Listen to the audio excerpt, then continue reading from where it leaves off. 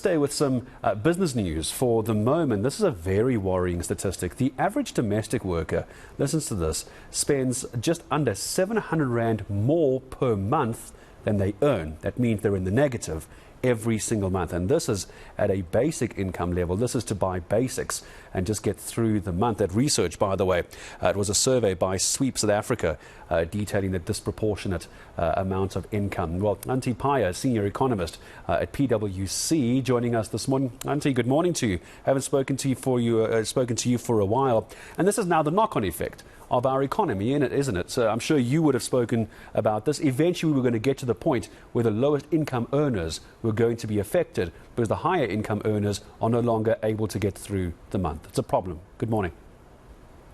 Good morning, and that's certainly the truth. And this number that we've already seen, one of the interesting statistics actually that speaks to this is the BEMSERV take-home pay index. And really, this has been telling us that people more and more in real take-home pay are taking less because we know the household is under a lot of pressure. So the real income, so which is what ends up in your bank account, and then obviously you take out of that inflation that has been lower.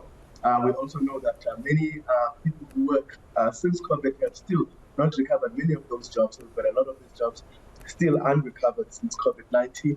And then, of course, we've talked about extra pressures, right? The issues where people are earning, their earnings are being taken out by higher interest rates, higher inflation. So that would have actually hit private households. And we've seen that because private households now, if you compare on a year-on-year basis from the last number that we saw from Stats SA on unemployment in South Africa, are now hiring 5,000 people less. So certainly this is part of what we have been seeing over some time.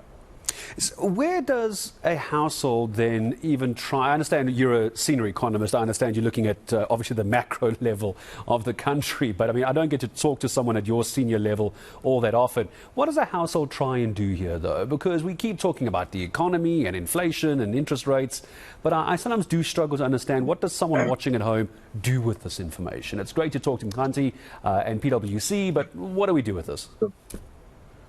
Well, there are two things. One thing that emerges from this research that we are discussing now is that one of the things that people are doing now is looking for, for extra income. It's interesting because since COVID-19, there's been a number of changes in the way people work. While many people have opted, for example, to work from home, taking less time at work because they're used to actually spending time with their children. Some people talk about this great resignation. Many people have sort of worked in the gig economy, so they hold a number of jobs, a number of gigs to be able to, to express themselves in the first instance, but also looking for extra income, as it were. So there is that option that some people have started to toy around, and certainly in this research it says that some of these domestic workers, the luckier ones at least, have found new ways of actually earning extra income in different kinds of ways and talents.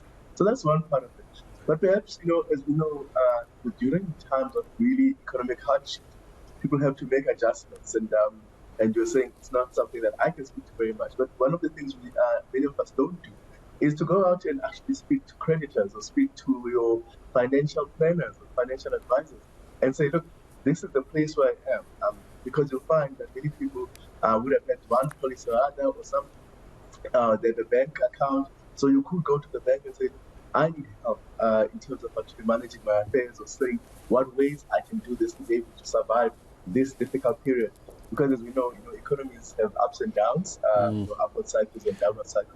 And I want to ask you about the ups and downs, Xhanti, as well, just before I say goodbye to the ups and downs, because it's the peaks and the valleys. But unfortunately, what ends up happening, back to our big point of the domestic workers, they are spending more per month than they are earning. I would worry then, of course, they could very well find themselves in a situation of credit. Perhaps that's a different conversation for another day.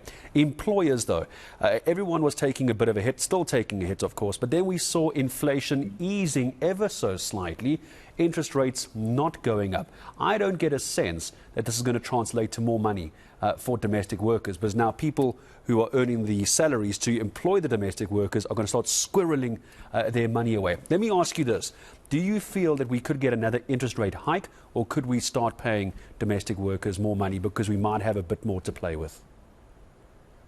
Look, I think from what we've seen now with that, where interest rates are, and where inflation is. It's looking at the very least that is given space for the Reserve Bank to stop hiking until we see inflation then come down to that target level, which is probably about 4.5%, which in inflation, which looks really, in terms of what they've said, that's something that they're looking at towards next year.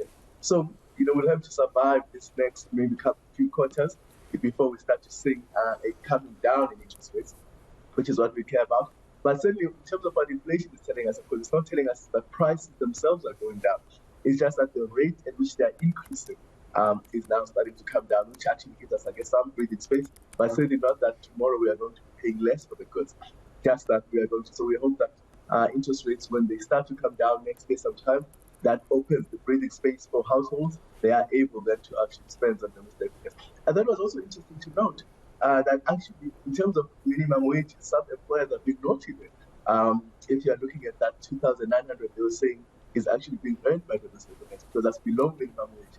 And perhaps a space for domestic workers to engage with their employers and say, look, you're under pressure, but you are underpaying me. Perhaps there's some way that you can express that in some ways. We know, of course, that that's not going to always work, but there is a violation there of the law by private households.